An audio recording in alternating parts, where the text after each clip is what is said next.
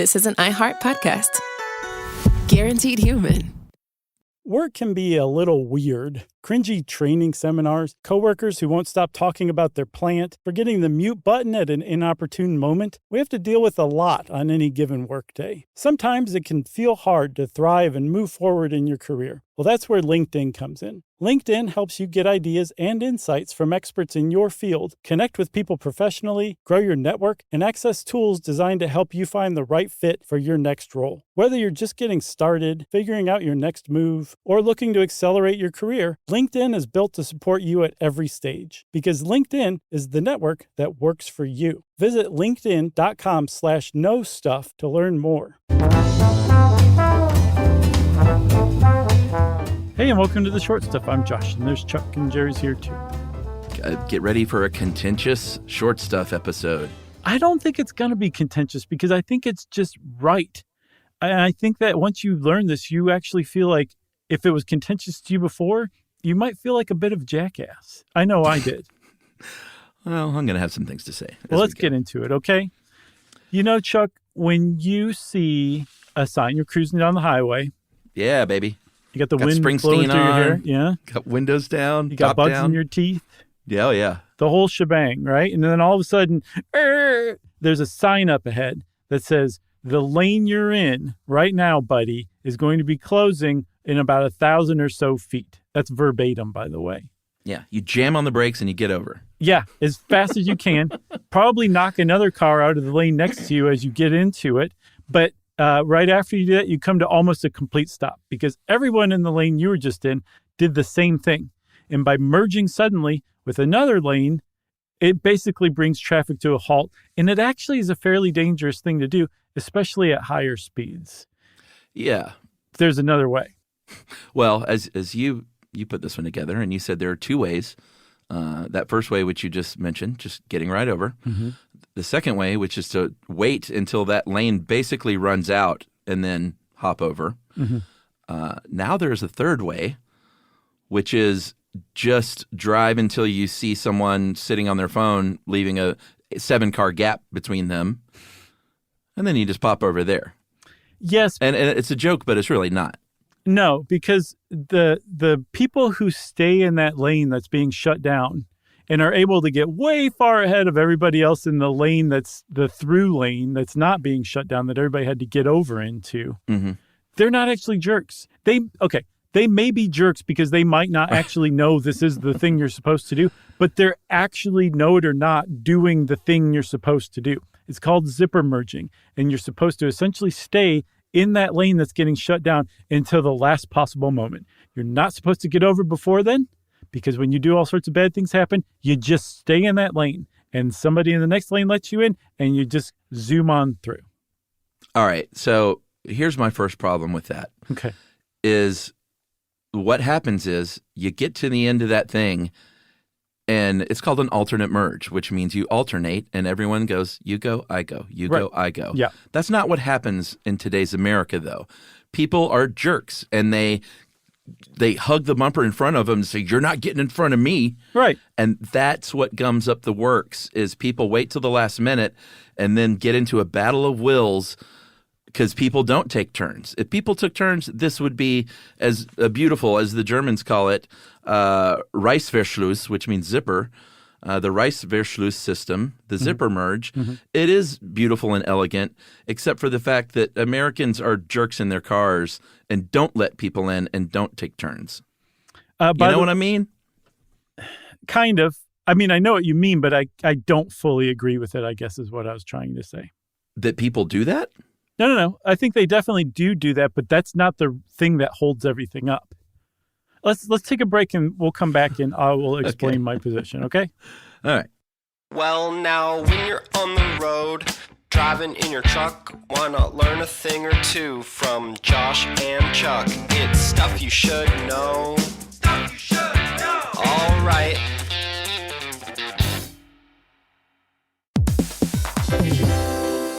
Have you ever invested in something that seemed incredible at first but didn't live up to the hype? Well, marketers know that feeling. They optimize for the numbers that look great, impressions, reach, and reacts. But when they don't show revenue, well, That's a not so great conversation with the CFO. LinkedIn has a word for that. Bull spend. That's right, because you need to invest in what looks good to your CFO. LinkedIn Ads generates the highest ROAS, 121% of all major ad networks. You can reach the right buyers with LinkedIn Ads, and you can target by company, industry, job title, and more. So cut the bull spend. Advertise on LinkedIn, the network that works for you. Spend $250 on your first campaign on LinkedIn Ads and get a $250 credit for the next one. Just go to linkedin.com/SYSK. That's linkedin.com/SYSK. Terms and conditions apply.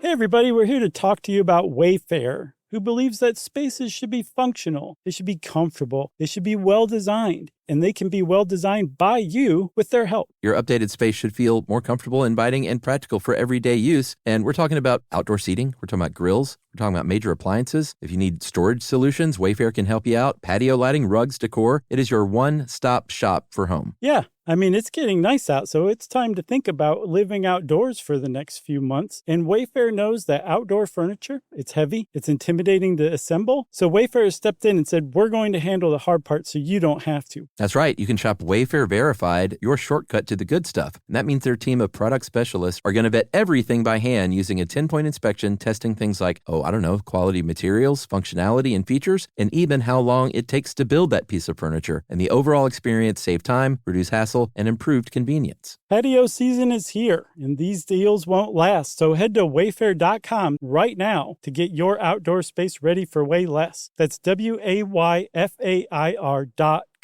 Wayfair, every style, every home.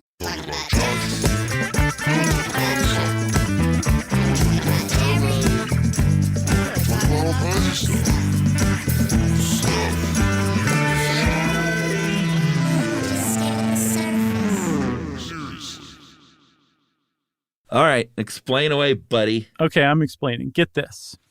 Mm-hmm. Yes, that causes a slowdown for the people in the right lane, the lane that's being shut down. But that is generally insignificant for that person because that one jerk who's hugging the bumper of the person in front of him won't let him in, purposely won't let them in. There's maybe 3 or 4 of those people in a row before somebody, like you said, is either not paying attention or is kind-hearted enough to be like, all right, go ahead, get in. Right? So yes, it's a bit of a slowdown for the people in the shutdown lane.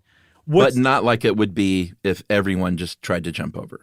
Yes. Is that what you're saying? Yeah. That's the problem. That's the slowdown.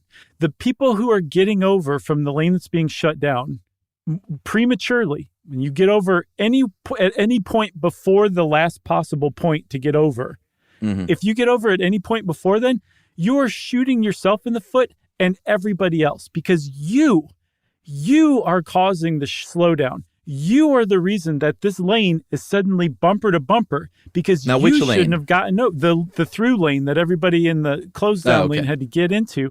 You're the reason that that's slowed down and that that's bumper to bumper and that people are ticked off because an unfair advantage has just been created for the people who are doing what you're supposed to do and staying in the closing lane until the last possible minute and zipper merging.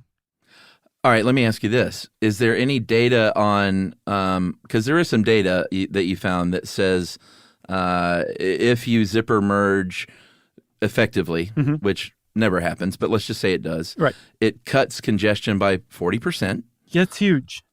It's huge. It is going to reduce crashes because people are I have an issue with this one. People are getting over at the same rate of speed as the people in the through lane. But I generally think this happens when traffic is pretty slow. So it's not like you usually don't see a zipper merge happening when people are going like 70 miles an hour. No, some people really haul and then zip into like a spot all of a sudden. And they have to basically slam on their brakes because they just made a really quick movement over. That's forced by the fact that people in the through lane aren't zipper merging. They got over too early. Well, my question, though, is if you're in and you may not know this, but if you're in the through lane. I probably do. And people are you see them zippering over and non-zippering over, like, should you get over one lane to the left or does that come up the works? Or should you hold the lane? I don't understand fully. Say it again. in slightly So you're different in the words. through lane. You're Okay. driving along. Yeah. So the People lane are- that's not being shut down. Yeah. Okay. And people to your right are either jumping over right in front of you I or see. zipper merging correctly. Like, should you jump over a lane just to sort of decongest? Yes, that's one thing that you can do. But Okay, in a because good I try to do that because I just don't want to be.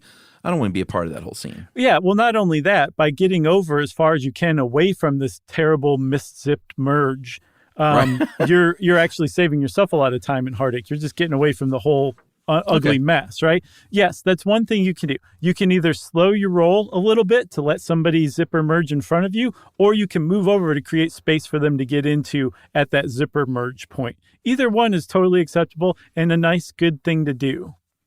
So yeah, I Sure. did know the answer to your question. Okay, good to know. Here's my deal: is I used to get over early, but I wouldn't like stop the traffic in that merging lane to do it. I would just see an opening and do it. And So- if it was early, it's early. Now I kind of like, there's so many people on their phones now. Now I tend to wait to the end because you can generally get over. Yeah, for sure. Without causing any issue. My big problem is not when it's like a legitimate sort of alternate merge and a lane merging. My problem, and it's when the person is like, hey, the highway splits. If you want to go on this highway, you're going that way. And you've got a bunch of people waiting because traffic's backed up. And someone just rides to there's basically no road and tries to jump over, which is not the same thing. So if you have a lane that runs out, right? A lane No, I'm ending? not talking about a lane all right, running all right. out. Then yeah, you're talking about a jerk for sure. Okay. For sure. They're being pushy. And we should explain to some of our listeners who aren't in the United States, because I don't know that this fully applies.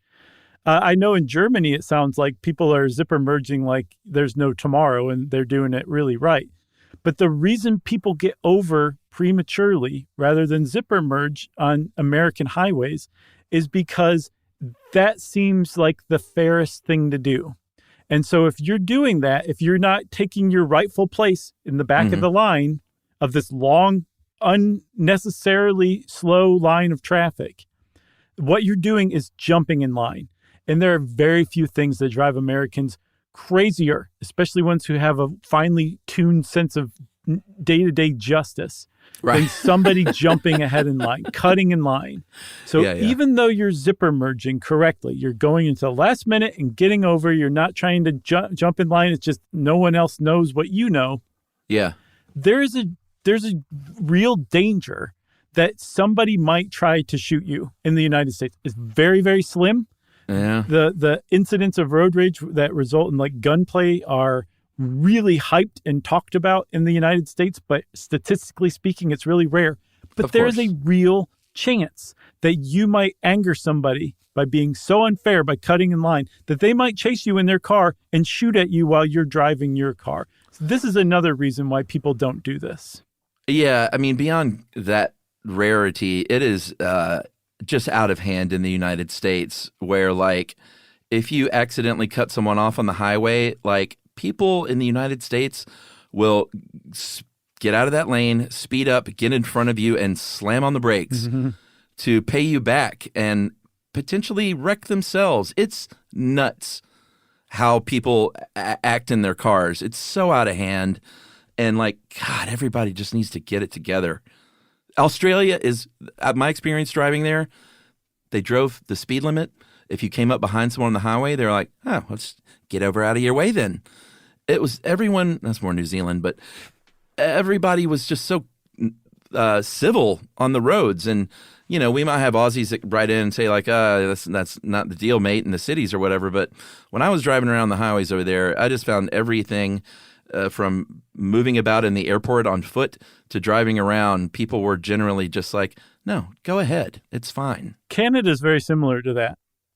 Nicer people. So, yeah, it's almost like Americans are like deeply angry and divided for some reason. It's weird. A lot of states, though, as you found, have put a lot of money into educational campaigns, signage, for instance, use both lanes to merge point, like until you get to the merge point, stuff like that. Like they're trying to get the word out by spending money and saying, hey, the zipper merge is where it's at if you're doing it right. But it's just there's so much, like you point out, there's so much sort of habit and muscle memory in how people drive and not wanting to risk getting flicked off or whatever. And by the way, don't shoot birds in your car either. That's too 80s. Like, don't do that. Yeah, and if someone tries to pass you at like a normal rate because you're going slower than they are in the lane that you shouldn't be in, don't speed up so they can't pass you. That makes you literally the worst person on the road in your area. Like, you're a terrible person right then. You might not be in general. The car brings terrible things out in people. I get that. I know. But in that moment, you're a terrible person, a jerk. And get out of the left lane, for goodness sakes. For sure.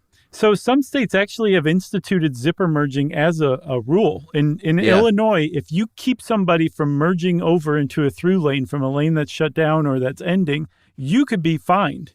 You could be pulled over, and they could smack the back of your calves with their nightsticks just for doing that in Illinois. Because there's always a police cruiser there when you need them in traffic, right? Exactly.